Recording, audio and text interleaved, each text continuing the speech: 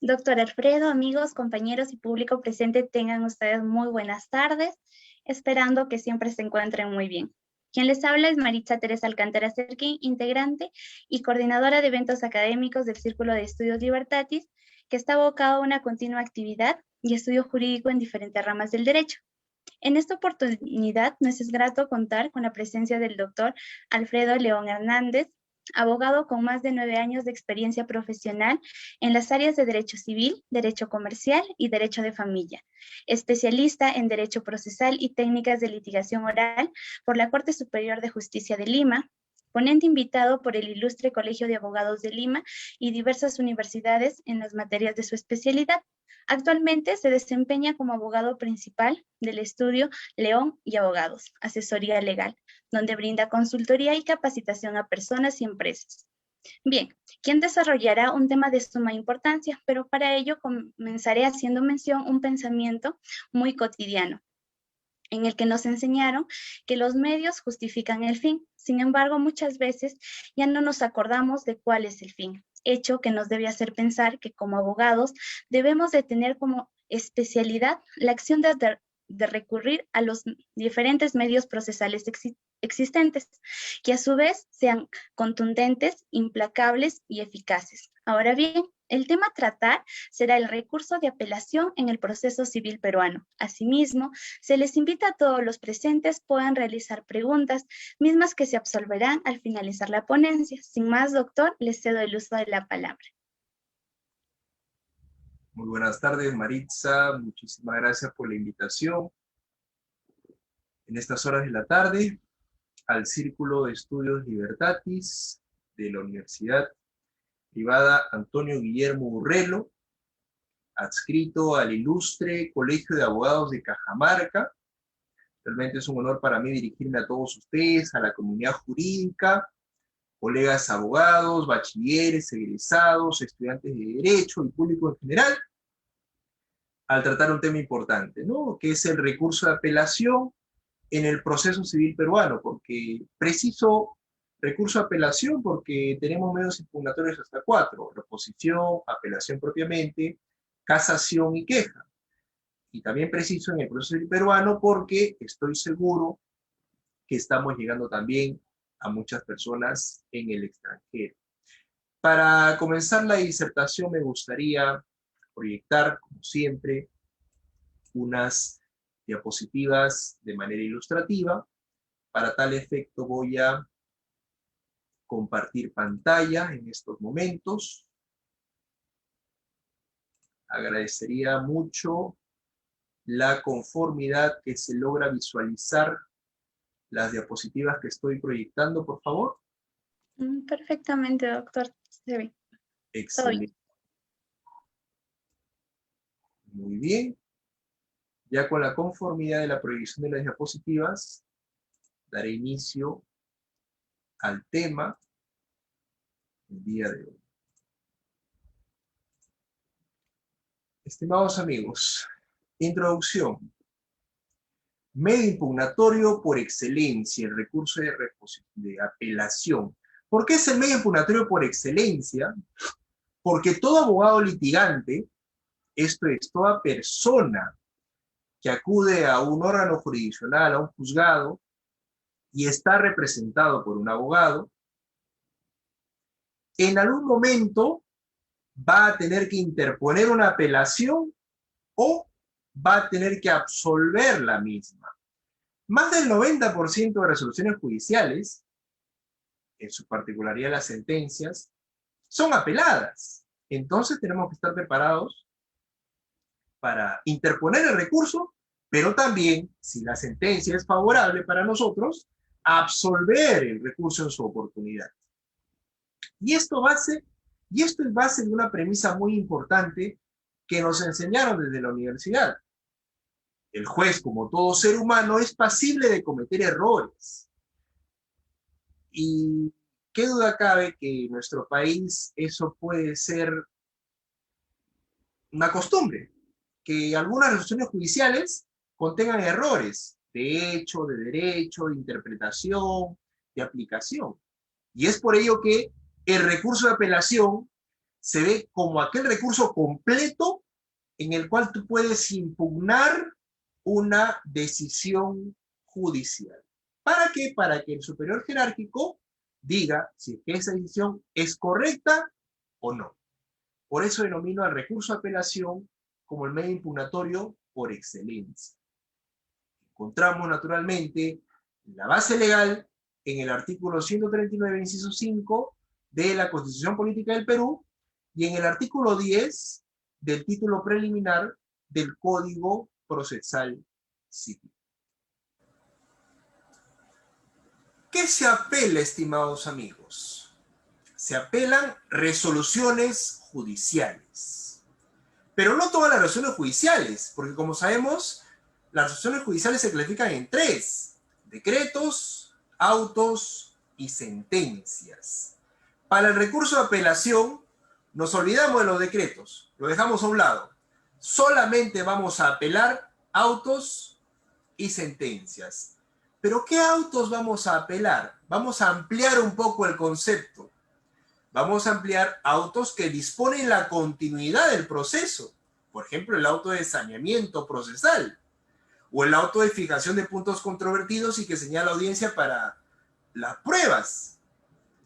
Los autos que suspenden el proceso, por ejemplo, el auto que declara fundada una excepción dilatoria. Como sabemos, las excepciones reguladas en el artículo 446 del Código Procesal Civil se clasifican en 3: excepciones dilatorias y excepciones perentorias, la cual pueden ser a su vez simples y complejas.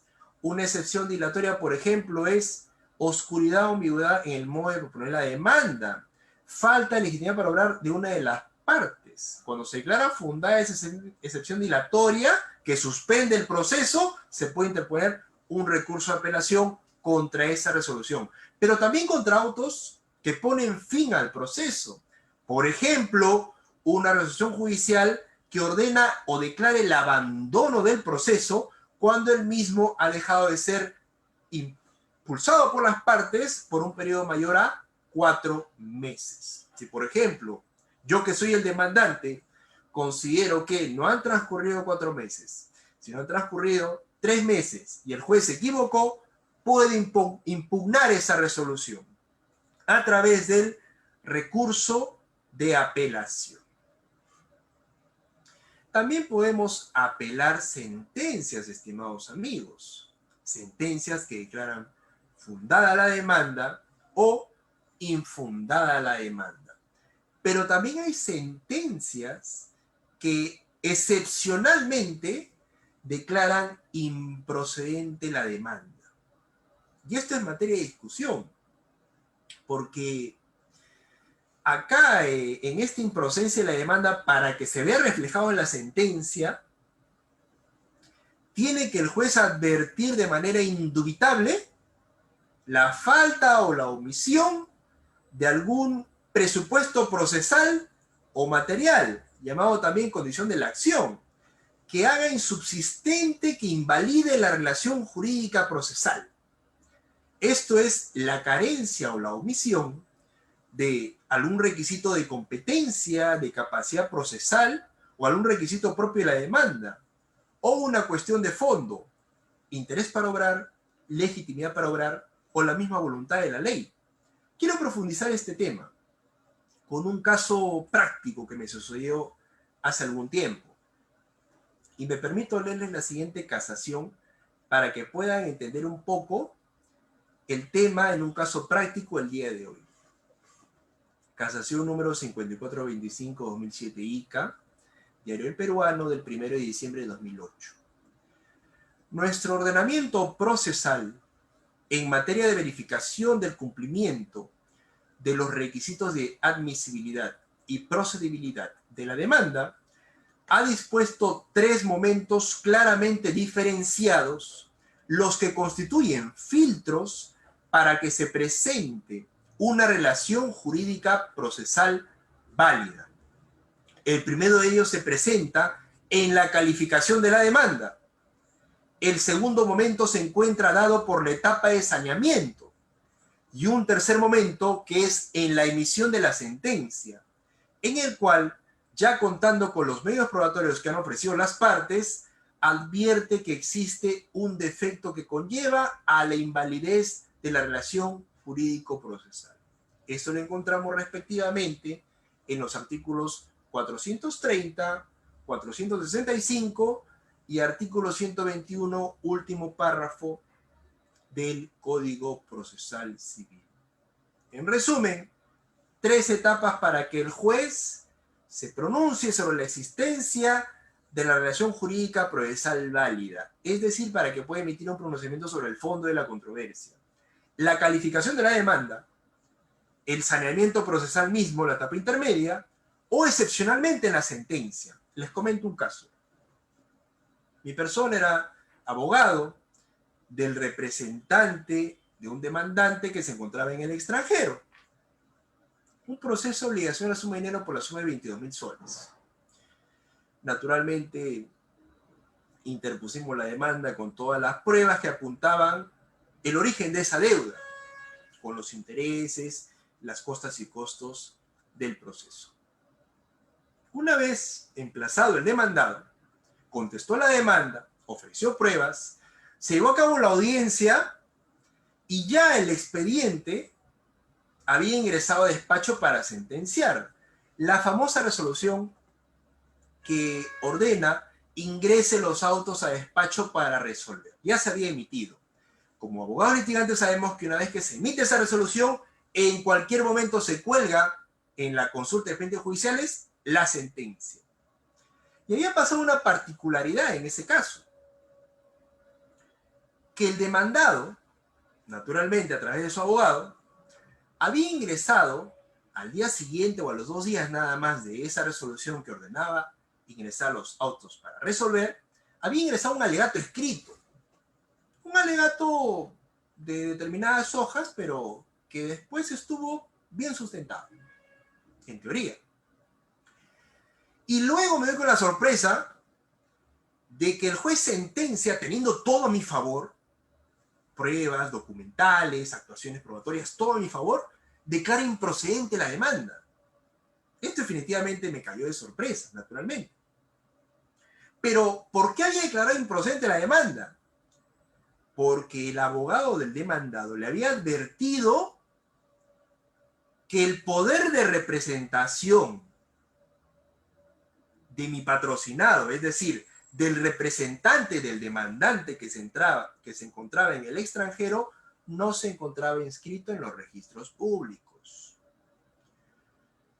El juez, leyendo ese alegato, habiendo adjuntado las pruebas respectivas, decidió declarar improcedente la demanda porque, según el juez, guiado por el abogado del demandado, había la omisión de un presupuesto procesal, esto es, capacidad procesal, y de un presupuesto material, una condición de la acción. Esto es legitimidad para obrar. No había conexidad entre las partes materiales y las partes procesales. Bueno, emitieron la sentencia declarando improcedente la demanda. Naturalmente yo impugné esa resolución. Interpuse recurso de apelación contra esa sentencia que había declarado improcedente la demanda. El órgano superior terminó por declarar nula esa sentencia y le dijo al juez: retrotrae todo hasta el téngase el expediente en despacho para resolver. ¿Por qué? Porque luego de leer el alegato de la parte demandada y luego de leer la resolución del juez, me había percatado con un error en un artículo del Código Procesal Civil. Esto es un error improcedendo, un error de naturaleza meramente procesal.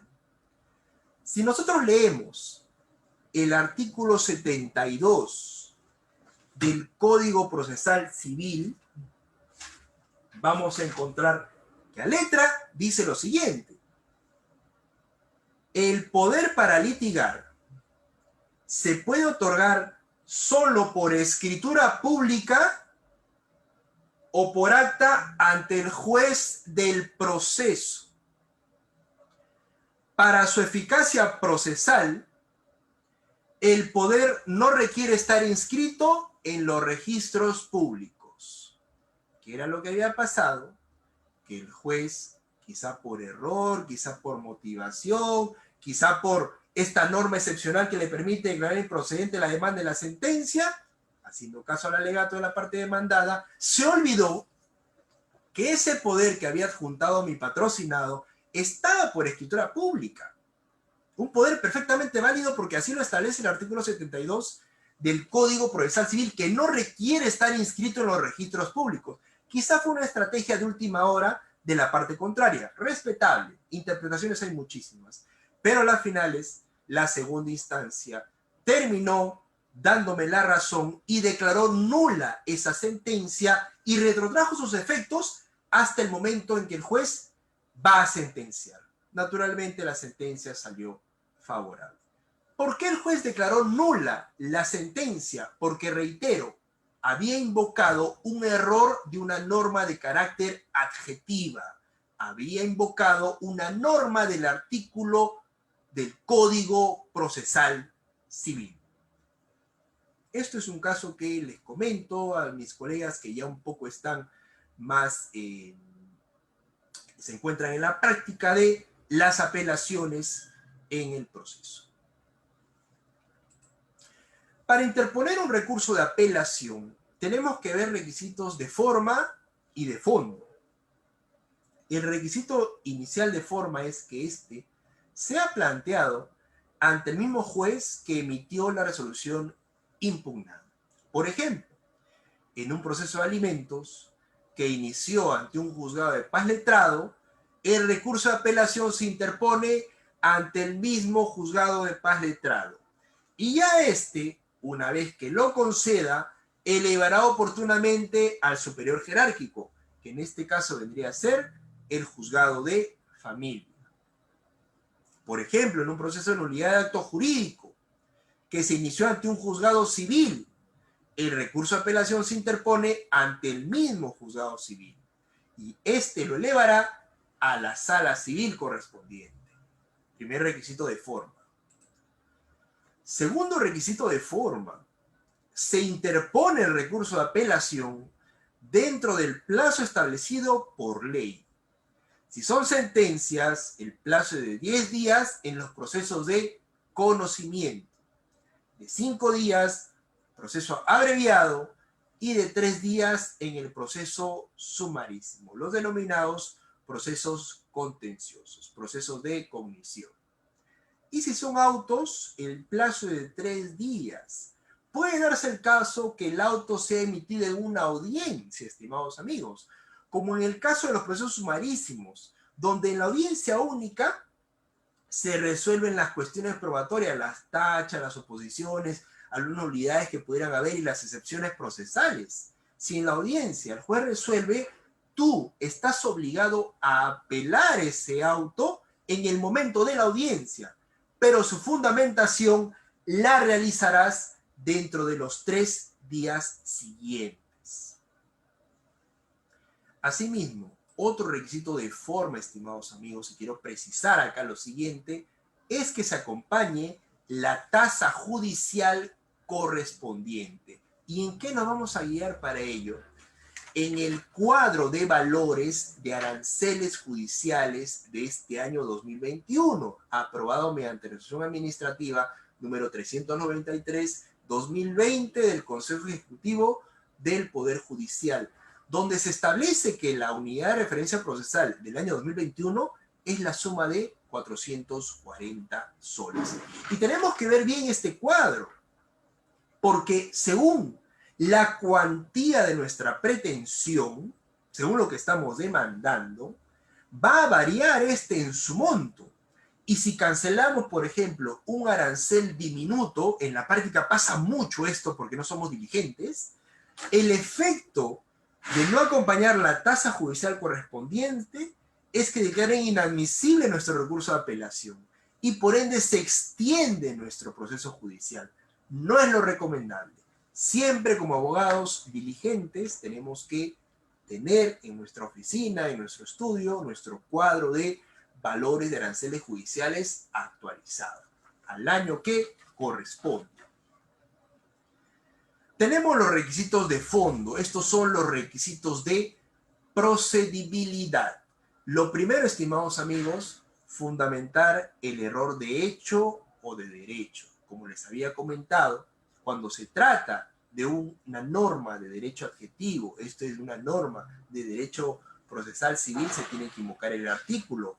Se aplicó de manera incorrecta, no se aplicó o se tuvo una interpretación distinta. Si se trata de un error de hecho, recordemos que las partes en general pueden poner como fundamentación fáctica 5, 10, 20, 50 hojas de manera ilimitada, pero eso tiene que estar de la mano con los medios probatorios.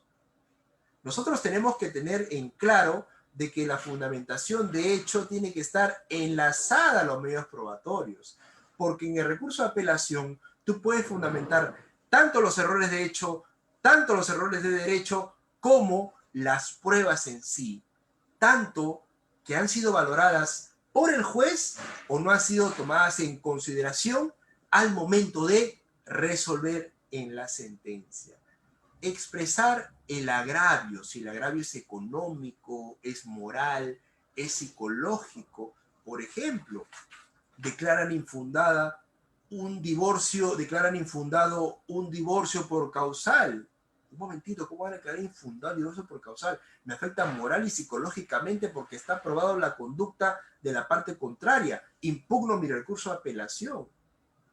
Declaran fundada una demanda de obligación a suma de dinero cuando el juez no tenía en consideración que de los 20.000 soles que me han demandado, yo ya había cancelado el 50%, 10.000 soles. Solo que el juez no tuvo a bien haber mérito esas pruebas. Entonces se me está afectando económicamente, por eso apelo la resolución, para que el superior, con mayores argumentos, haga justicia en el caso en particular. Es básico expresar el agravio. Del agravio el superior va a comenzar a exponer sus fundamentos para resolver tu recurso de apelación y, naturalmente, sustentar tu pretensión impugnatoria. Así como cuando las personas inician un proceso judicial y encargan al órgano jurisdiccional una pretensión, alimentos, obligación de suma de dinero, división y partición, un desalojo, una reivindicación. De igual manera, cuando nosotros apelamos, le vamos a indicar al órgano superior cuál es nuestra pretensión impugnatoria. Esto es, ¿qué queremos esperar del superior jerárquico?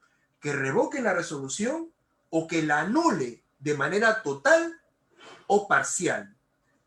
Un último requisito que no quiero pasar desapercibido es lo siguiente, y no se toma muchas veces en consideración. Estimados amigos, tenemos que adecuar el recurso de apelación a la resolución que se impugna. Si yo apelo un auto o una sentencia, tengo que interponer un recurso de apelación. Si yo voy a impugnar un decreto, tengo que interponer un recurso de reposición. Veamos otro ejemplo.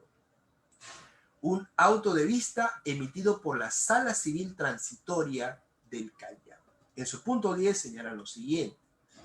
Al igual que en el caso anterior, antes de analizarlos, miren lo que dice, antes de analizar los agravios impugnatorios, o sea, antes de ver todo lo que te causó agravio de recurso de apelación, es necesario advertir que el extremo de la resolución impugnada no constituye tampoco un auto, sino un decreto, conforme lo establece el artículo 121 del Código Procesal Civil, el que habla sobre decretos, autos y sentencias y hace una clasificación.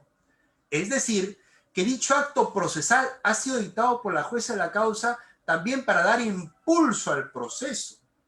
Por tal razón, no correspondía interponerse recurso de apelación, sino el recurso de reposición previsto para estos casos en el artículo 362 del Código Procesal Civil. Y miren algo interesante que añade la Sala Superior. En consecuencia, también deviene nulo el concesorio y el recurso interpuesto en dicha instancia improcedente, quedando sin objeto pronunciarse sobre los agravios impugnatorios. Acá tenemos que ser diligentes en lo siguiente. Como ya lo tengo dicho, si se trata de un decreto de mero trámite, no podemos interponer un recurso de apelación por más que este nos haya causado agravio. Porque Si al juez de primera instancia se le pasa, es decir, con tanta carga procesal que tienen los juzgados, inclusive ahora en época de pandemia, donde la carga ha rebasado su límite, supongamos que el juez admite recurso de apelación. Este se eleva al superior jerárquico, ¿no es cierto? Y una vez recibido el superior jerárquico se da cuenta que no debió interponerse recurso de apelación, sino un recurso de reposición.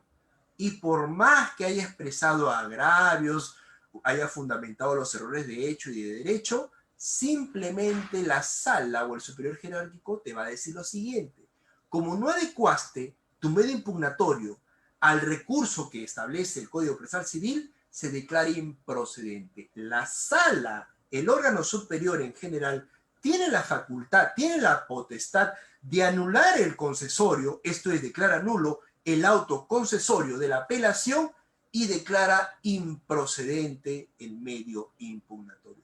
Por ello mismo es importantísimo saber diferenciar cuando una resolución judicial es un decreto, un auto o una sentencia.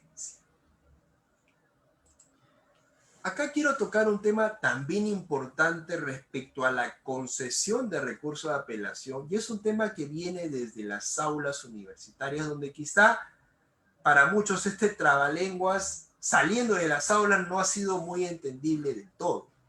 Estimados amigos, cuando se interpone un recurso de apelación, este se concede de tres maneras, como ya lo sabemos: con efecto suspensivo, sin efecto suspensivo y con la calidad diferida, y sin efecto suspensivo y sin la calidad diferida. Con efecto suspensivo no hay mayor discusión, porque quiere decir que se suspenden los efectos de la resolución impugnada. En su mayoría, las sentencias, cuando son apeladas, se conceden con efecto suspensivo. Lo que ha decidido el juez, por ejemplo, declara fundada la demanda de obligación de suma de dinero, ordeno que se pague la suma de 20.000 soles. La parte contraria, el demandado, apela esa sentencia, el juez va a conceder la apelación y se suspende la orden de cobro de los 20.000 soles. ¿Hasta qué? Hasta que se pronuncie el superior jerárquico. Por eso se llama con efecto suspensivo. Se suspende la tramitación del proceso. No hay mayor discusión, mayor problemática en cuanto a este efecto. Para algunos sí es complicado el siguiente efecto, que voy a tratar de explicarlo en base a la práctica judicial. Sin efecto suspensivo, como su mismo nombre lo dice, no va a suspender el proceso, no se va a suspender la tramitación del expediente. Se va a conceder la apelación, sí, pero sin efecto suspensivo.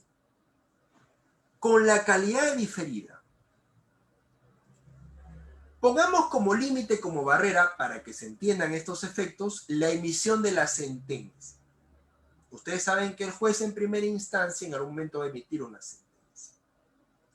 Pero antes que se emita esa sentencia, el juez habrá emitido resoluciones, llámese decretos y autos, ¿no es cierto? Porque es el acto procesal por excelencia del juez, las resoluciones judiciales. ¿Qué pasa si se emitieron autos, resoluciones judiciales, declarando fundada, infundada, una tacha, una oposición, una excepción procesal, una nulidad, tantas resoluciones que se emiten antes de la sentencia? ¿Qué pasa en ese caso? Y yo, como interesado, decido impugnar, decido interponer recurso de apelación contra esos autos. Bueno, la regla de la concesión sin efecto suspensivo y con la calidad diferida es la siguiente: si apelas autos antes de la emisión de la sentencia, te voy a conceder la apelación, pero voy a reservarme el trámite de la elevación de tu apelación de autos si es que tú impugnas la sentencia. Es decir, si es que la sentencia te resulta desfavorable y la impugnas. Si impugnas la sentencia, voy a subir todas las apelaciones que ya te he concedido. En consecuencia, todo el expediente sube con las apelaciones de la sentencia y de los autos en el transcurso del proceso. Por eso se llama sin efecto suspensivo, pero con la calidad diferida. Vamos a diferir la elevación de la apelación de estos autos si es que se apela a la sentencia. Situación distinta pasa con el efecto siguiente, sin efecto suspensivo y sin la calidad de diferida. Que esto pasa, obviamente, por lo general, cuando se trata de la etapa ejecutoria de la sentencia.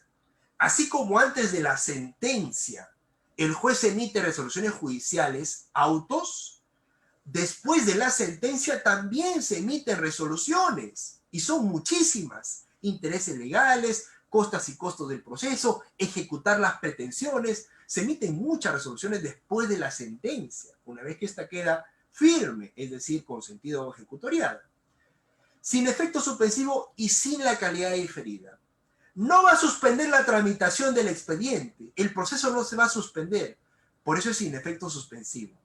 Pero sin la calidad diferida, tampoco la elevación al superior se va a suspender o se va a diferir, sino que se forma un cuaderno de apelación aparte con las piezas procesales respectivas y se sube inmediatamente al superior para que éste resuelva, para que éste se pronuncie mientras el proceso sigue su curso. Por ello, lógicamente, sin efecto suspensivo y sin la calidad diferida, se da posteriormente a la ejecución de la sentencia. Hay algunos casos, hay excepciones, donde, de acuerdo a la naturaleza del proceso, el juez puede conceder de manera excepcional efecto distinto al solicitado por las partes. Y esto tiene lógica, porque no es lo mismo un proceso de desalojo que un proceso de alimentos que se tramitan en la misma vía procedimental del proceso sumarísimo. No es lo mismo una obligación de la suma de dinero de 10.000 soles que una nulidad de acto jurídico con cancelación de asientos registrales de la partida registral de un inmueble que se tramite en un proceso de conocimiento. Siempre los efectos del concesorio va a ser de acuerdo a la complejidad del proceso y naturalmente a lo que solicita y cómo sustenta los agravios el impugnante. Un tema que en algunos genera debate es sobre los medios probatorios en el recurso de apelación. ¿Proceden? Sí, estimados amigos, por más que algunos doctrinarios no estén de acuerdo. Sí proceden medios probatorios en el recurso de apelación. ¿Cuándo? Cuando se trata de hechos nuevos, por ejemplo. Según el artículo 374, inciso 1 del Código Procesal Civil. Por ejemplo, en un divorcio por violencia física o psicológica, regulado en el artículo 303, inciso 2 del Código Civil. ¿Qué pasa si el juez declara infundada la demanda de divorcio por violencia física y psicológica? El cónyuge posteriormente interpone recurso de apelación y durante la tramitación de recurso de apelación, porque es evidente que los plazos procesales tienden a demorar. ¿Qué pasa si se ejerció nuevamente violencia física y psicológica? Hay videos, fotografías nuevas, hay una denuncia policial y posteriormente una constatación policial de tal hecho. Va a ser de tal magnitud acreditar ese hecho nuevo a través de medios probatorios para que el superior jerárquico, con mayores argumentos, con mayores instrumentos, haga justicia en ese caso en particular. Por eso, indiscutiblemente, sí es factible la presentación, el ofrecimiento de medios probatorios en el recurso de apelación. Tenía calculado realizar esta ponencia en un plazo de 45 minutos, como se me fue comunicado, pero vamos a hablar un poco de algunos principios importantes y a pasar seguramente a la ronda de preguntas. Tengamos presente, estimados amigos, que el recurso de apelación, como medio impugnatorio, tiene principios que deben respetarse en todo el transcurso del proceso.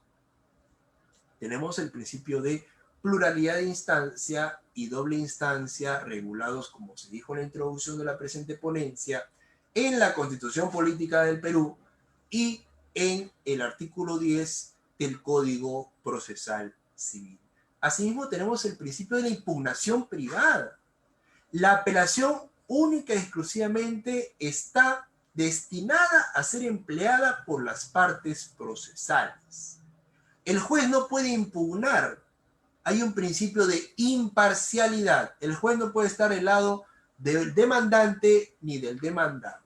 Lo que sí puede pasar con algunas resoluciones, estimados amigos, como la del divorcio por causal, por ejemplo, está señalado en el Código Procesal Civil, es que el expediente o el proceso en primera instancia, por más que no haya sido apelado, se eleve al superior jerárquico. En este caso, si un divorcio se llevó a cabo en un juzgado de familia, sube en consulta a la sala de familia o a la sala civil en los lugares donde no hubiera salas de familia, para que revisen de manera íntegra si es que es una resolución acorde a derecho.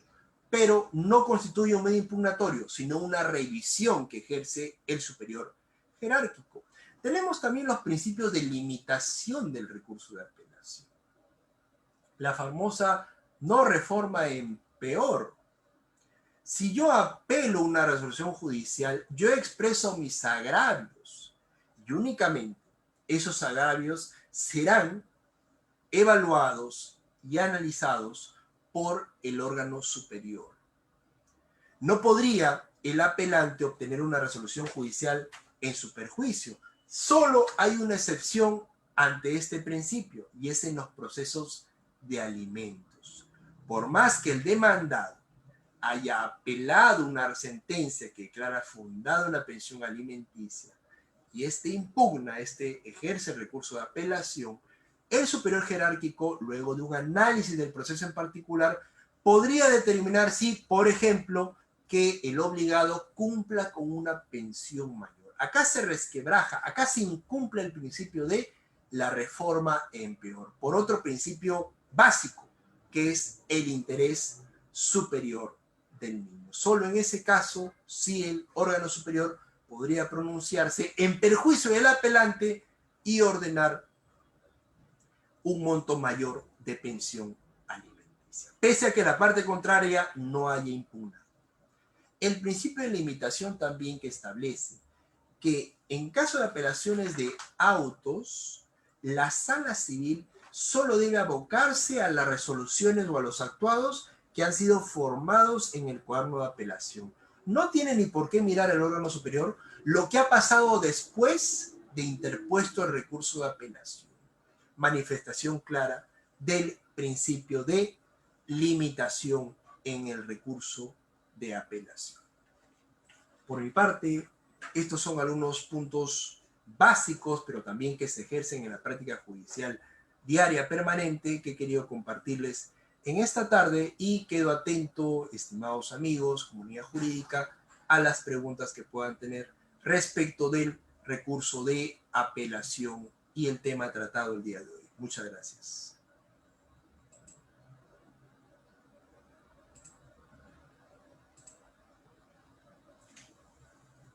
Bien, doctor. Gracias a usted. En sí. Ok. Tenemos 3 preguntas. La primera de ellas es: el Código Procesal Civil hace mención a resoluciones inimpugnables. ¿Podría citar, como usted lo comentó, algunos ejemplos respecto a ello? Resoluciones inimpugnables. Sí, naturalmente hay resoluciones que no son pasibles de ser objeto de apelación porque el mismo Código Procesal Civil lo establece. Es decir, las resoluciones inimpugnables obligatoriamente tienen que estar reguladas por ley. Y el Código Procesal Civil hace algunas excepciones. Por ejemplo, la famosa decisión del juez de ordenar la actuación de un medio probatorio de oficio.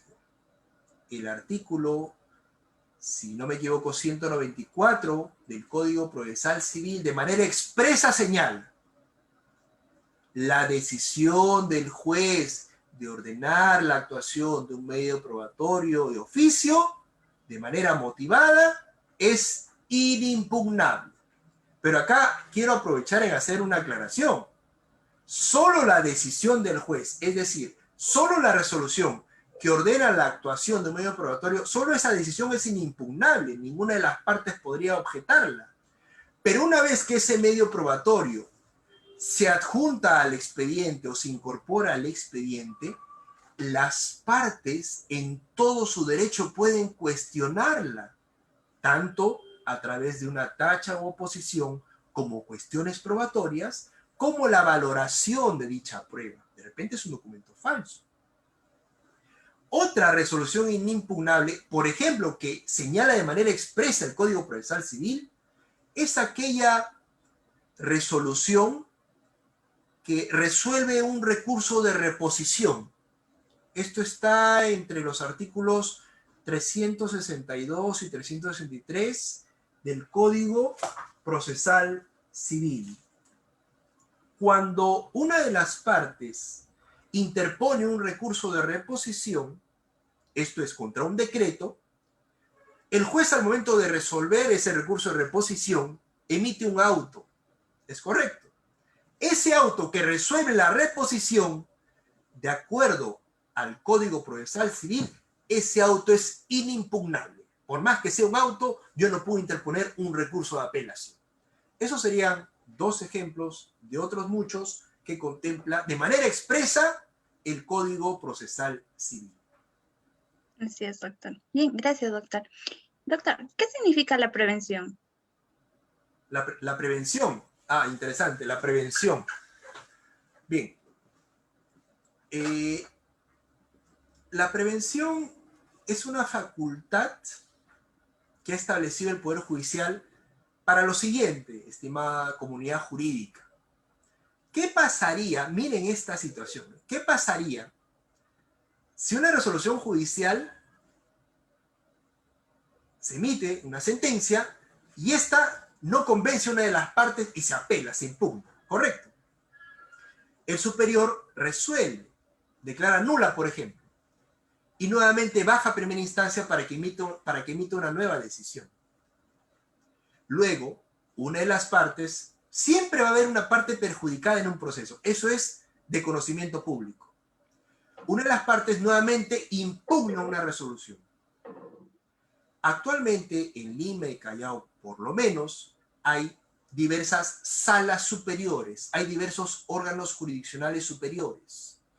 Imagínense ustedes si una apelación, ya sea de un auto o de una sentencia, va a una sala, luego a otra sala, declaran nula, sube y baja el expediente. Habría un desorden. No se respetaría la cosa juzgada. Para evitar eso, estimados amigos, pasa lo siguiente. Ahí entra la prevención. Si, por ejemplo, antes que se emita la sentencia, una de las partes apela un auto, una resolución judicial, este va a subir al superior, ¿no es cierto? Supongamos una nulidad procesal, un acto procesal que una de las partes quiere que se declare nulo.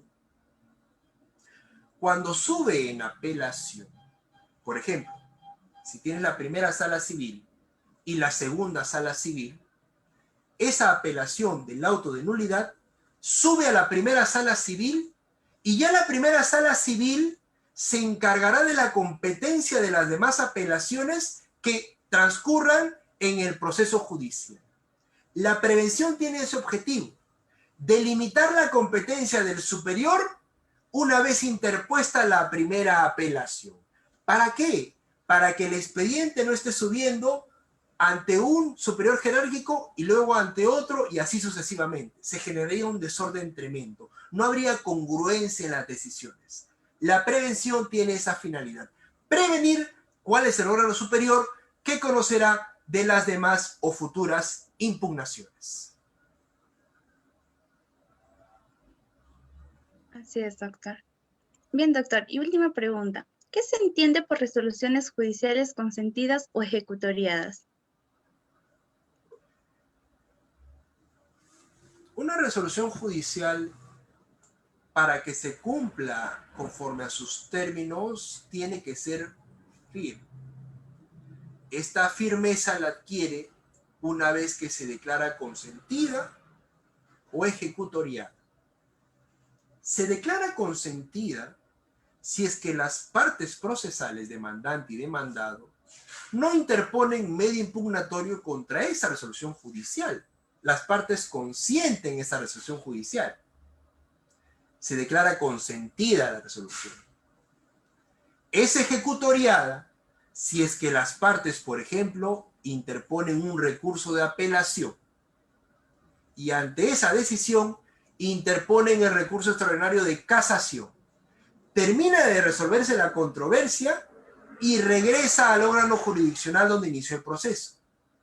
Una vez que regresa al órgano jurisdiccional donde se inició el proceso, esta tendrá la calidad de ejecutoriada.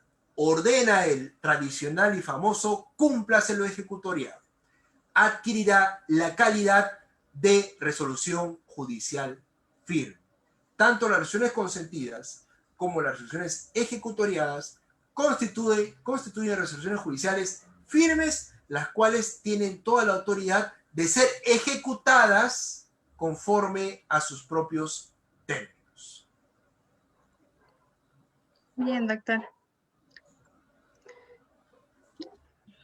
Estas son todas las preguntas. Y bueno, agradecerle pues por tan detallada y excelente disertación, considerando que ha tocado un tema muy puntual y interesante para conocimiento de todos los que estudiamos Derecho, ¿no? Esperando también que nos pueda volver a acompañar en otro evento jurídico. Y pues, doctor, desearle muchos éxitos y bendiciones en su vida profesional y personal, y del mismo modo agradecerle a todos los participantes por habernos acompañado en esta transmisión. Que Dios le bendiga y cuide siempre, doctor. Un abrazo a la distancia y que sigan teniendo una muy bendecida tarde. Nos vemos. Muchas gracias, Maritza, por tu invitación y por la presente disertación, tus palabras, y encantado de participar siempre con la comunidad jurídica para estos puntos que son elementales cuando litigamos día a día. Más ahora que el Poder Judicial se encuentra quizá atravesando, al igual que otras entidades públicas, una crisis en cuanto a su carga procesal. Recojo mucho, Maritza, permíteme unas breves palabras, la reflexión inicial que hiciste sobre la actuación de nosotros como abogados como auxiliares de la justicia. Si interponemos medios impugnatorios dilatorios, no solamente quedamos mal con nosotros, con la profesión y con nuestro patrocinado, sino también que el Código Procesal Civil en la actualidad, a diferencia de antaño, y ya tenemos órganos de control, establecen sanciones para las partes procesales, las cuales siempre estarán representadas por nosotros en nuestra calidad de abogados, sin perjuicio que se remita los actuados, ya sea al colegio profesional o en algunas ocasiones al Ministerio Público para las actuaciones pertinentes. Me parece muy importante la previsión inicial que hiciste respecto a la actuación de nosotros como abogados de manera responsable. Eso es esencial para todo tipo de proceso. Muchas gracias. Gracias, doctor. No hay de qué, doctor. Nos vemos. Cuídese. Buenas tardes.